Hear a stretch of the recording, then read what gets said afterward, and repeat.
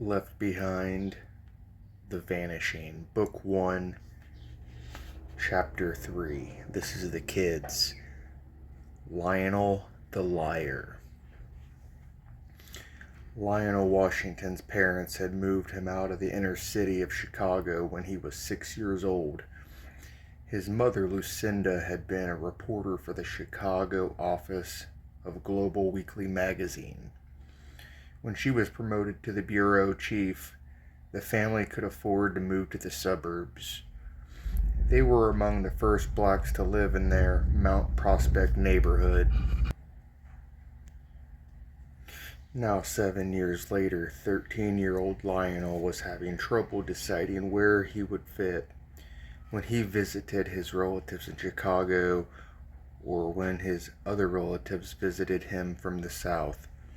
His cousins criticized him for losing your blackness. It's like you're white now. It was nice to live in a neighborhood where he didn't have to be afraid to ride his bike anywhere or run with his friends, even after dark. And Lionel enjoyed having more things than he was used to having when he was smaller. His cousins, probably to cover their jealousy of his nicer clothes and shoes and the fact that his parents had 2 cars, called him Rich Boy and Whitey, and said he might as well not even be black. Lucinda Washington was a no-nonsense woman.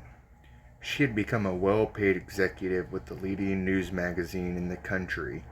Despite her being black and a woman, she laughed when her nieces and nephews teased Lionel. He's as black as you are and always will be, she said. Now you just go on and leave him alone. Still, Lionel didn't like it. No way did he want to give up what he thought was a better and safer life than he had known, but neither did he want to be different from his relatives. There were few other black kids in his junior high school, and none of them went to his church. His older sister, Clarice, went to Prospect High School, and his younger brother and sister, Ronnie and Talia, were still in elementary school. That made him feel all the more alone at his school. He grew quieter there and at home, and he could tell his mother was worried about him. Lionel didn't like the changes in his body and his mind as he became a teenager. It was too strange. He found himself thinking more. He thought about everything. Mostly he thought about his uncle Andre. Andre was the bad apple of the family. He was a drunk and he had been known to use and abuse drugs. He'd been in and out of jail for years and once even served a short term at Stateville Penitentiary in Joliet, Illinois. The thing about Uncle Andre was that he was a charming guy. When he was sober and out of trouble and working, everybody loved him. He was fun and funny and a great to be around. When he was sick, which was the family term for when he was doing drugs or drinking or running with the wrong crowd, they all worried about him and prayed for him and tried to get him to come back to church. Uncle Andre was a great storyteller. He loved to regale the family with exaggerated tales that made them all laugh. He told the stories in a high-pitched whine, making up new things as he went along, and each story grew funnier each time he told it. He would throw his head back and grab his belly and laugh until he could barely catch his breath. Tears would stream down his face until everyone else laughed right along. That was puzzling to Lionel. How could Uncle Andre be anyone's favorite half the time and everyone's worry the other half? Lionel's mother told him it was all about understanding and forgiveness. I don't excuse what he does when he's weak and goes back to doing things he knows he shouldn't, she said. But when he comes back to church and asks forgiveness and tries to live for the Lord, well, we have to accept him and help him if we can. I believe he's really trying. Lionel was proud of his mother for the reasons other than that she seemed wise in the areas of forgiveness and acceptance. The truth was, with her job, she was the star of the family. Not just Lionel's family, but the whole Washington clan. They traced their roots to the Freedom Riders on the Underground Railroad during the days of slavery, and many of his ancestors had been active in the civil rights movement, fighting for equal opportunity among the races.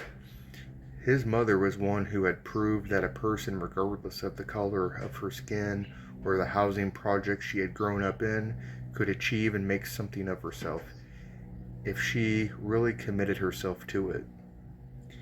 Lucinda Washington told Lionel she had been born and raised in a Cleveland ghetto, but I loved to study, and that was going to be my way out of the project. She said she fell in love with journalism, reporting, and writing.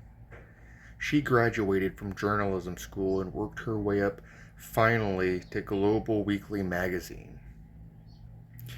She made good money, even more than her husband Charles, who was a heavy equipment operator. He was as proud of her as anyone, and secretly Lionel was proud of her too. But Lionel had another secret, and it caused him no end of anxiety. Lionel knew something no one else in the family except Andre even suspected. Neither he nor Andre were really Christians, even though the whole family history revolved around the church. Church was something that had changed when Charles and Lucinda Washington had moved to the suburbs. They had been able to somehow fit into the strange white culture, though many people made it clear they were not happy about a black family moving in, wealthy or not. The Washingtons had quickly befriended those homeowners who had not moved out and convinced them they were good neighbors. Finding a church they were comfortable in was another story. Lionel could not remember when he had not been attending church.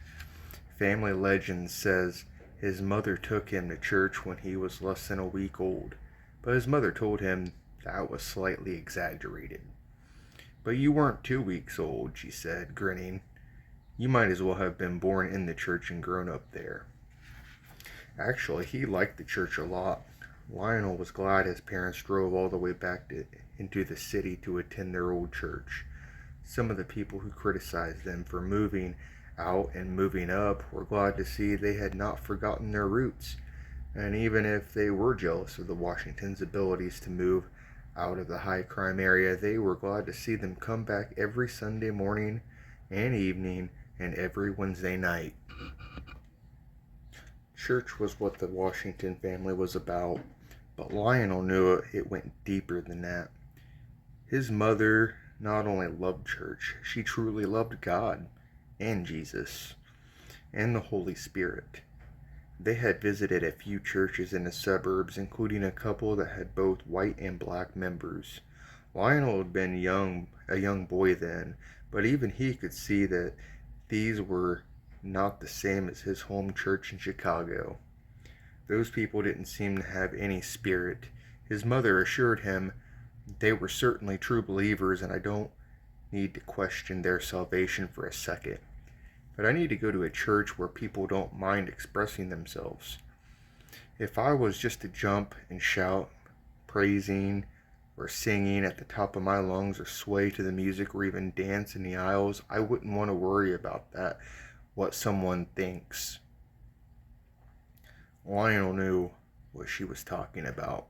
He loved to clap and sing and sway, and while he had not danced in the aisle, he enjoyed watching people who did. The services at his church were long and loud and enthusiastic. People were happy and joyful.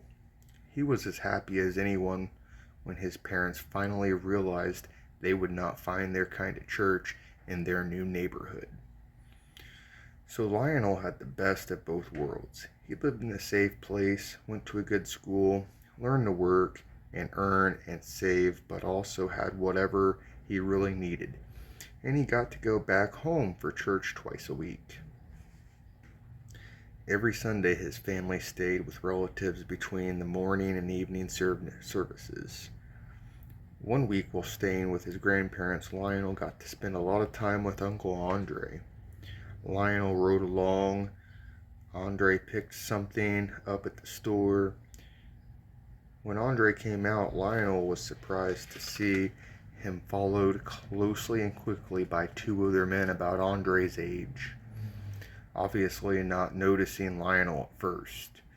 One of them said to Andre, "You hear what I'm saying? You get us that money by Friday or you disappear." Andre immediately smiled and slapped hands with them, nervously introducing them to my big sister's little brother. Lionel shook hands with them, but he was scared. He pretended not to have heard, but those guys had clearly just threatened Uncle Andre.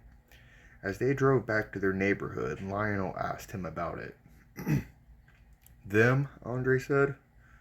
"Oh, we're just friends. They were having fun with me." "It didn't sound like it," Lionel said. "I don't like them. They scare me." Andre pulled to the curb, several blocks from his parents' home. He took a deep breath and told Lionel, "You're right. They're bad guys. I borrowed some money from them for a deal that went bad, and I don't know how I'm ever going to pay them back. I'll figure out something, or I'll just have to hide out for a while." "Aren't you scared?" Lionel said. "Of course I am. But that's my life, Lionel.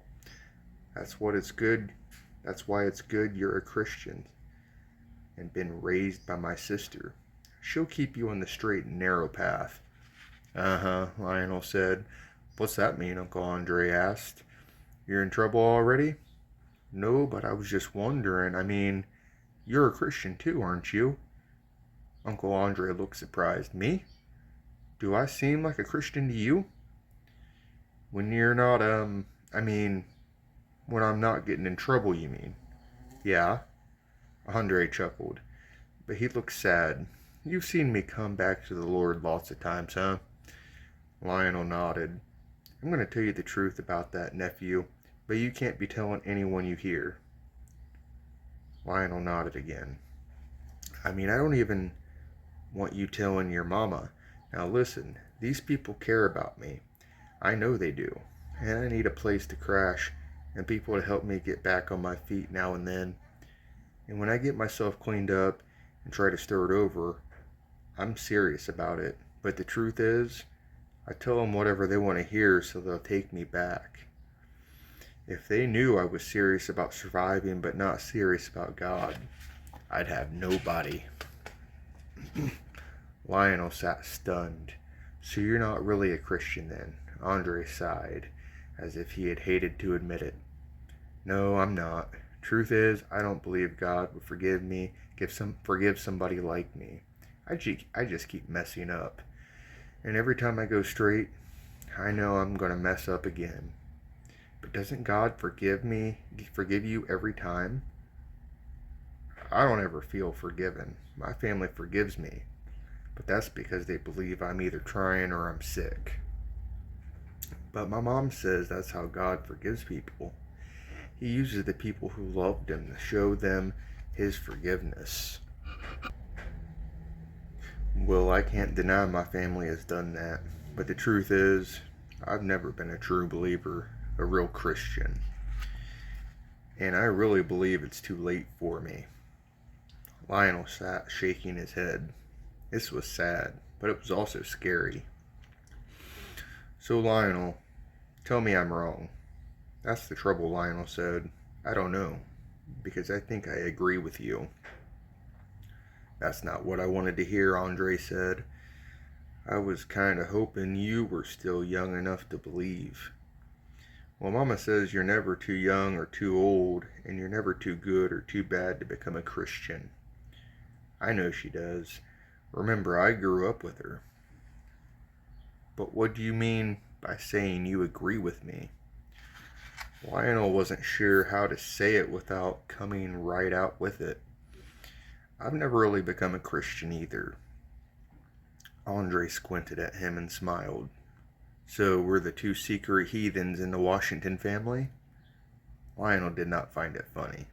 It's secret, all right. Everybody thinks you're a Christian who has bad spells once in a while. They think I might become a preacher or a missionary someday. Andre pulled away from the curve. You ought to talk with your mother about this, he said. I'd rather see you grow up like her than like me. I can't talk to her, Lionel said. It'd kill her. She thinks I'm one of the best young Christians she knows. You won't say anything to her, will you? Not if you don't want me to. You could just spill the beans about me too, so we'll just keep each other's secret, okay? Lionel nodded, but he didn't feel good about it. He wondered if Andre was as worried about Lionel's not being a Christian as Lionel was about Andre. Aren't you afraid it might all be true, Lionel said, and that we might end up in hell? Andre parked in the alley behind his parents' home. He threw back his head and cackled, that crazy laugh of his. Now that, he said, I do not believe. I may have once, but I've outgrown that. Some of these stories and legends about what's going to happen at the end of the world, I don't know where the preachers get them. I can't imagine they're in the Bible. My mom says they are. Well, maybe someday she can show me, and then I'll think about it. Meantime, I'm not going to worry about fairy tales, and you shouldn't either. But Lionel did worry. When they got back to the rest of the family, everyone was gathered around the piano and singing old hymns. Lionel liked that. He sang well and enjoyed blending harmonies. Uncle Andre sat right along with the rest of the family. Sang right along with the rest of the family. But once he winked at Lionel, then he worked his way near him and whispered, This stuff makes for good singing, but remember, half of it's a good way to live and the other is just fairy tales. Lionel wondered if Uncle Andre really believed that. He was a cool guy and older and seemed wise in the ways of the world. If anybody should worry about what happened to him when he died or when the end of the world came, it should be Andre. But he didn't seem worried. He had a plan, a scheme. He had convinced himself he could play the game well enough to keep his loving family around him. Lionel would rather have been like this, like his mother, than like his uncle. But he knew about Uncle Andre was pretty much the same. Andre did a lot worse things, but if Lionel's mother and the rest of the family believed was true, Lionel knew that he and Andre were in the same boat. Andre began dancing to the music, and his relatives clapped and urged him on. Lionel couldn't help but smile, seeing his joyous uncle entertaining everyone. Lionel's mother put her arm around him as she watched.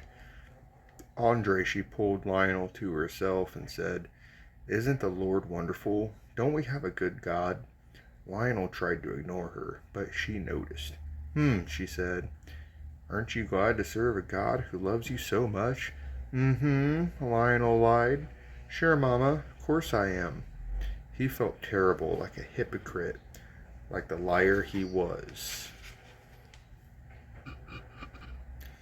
That was Chapter 3, Lionel the Liar, of the Left Behind series, The Kids, the book, The Vanishing, Book 1. If you enjoyed the video, make sure you subscribe and follow along the channel, and make sure you have a great day, and God bless you all.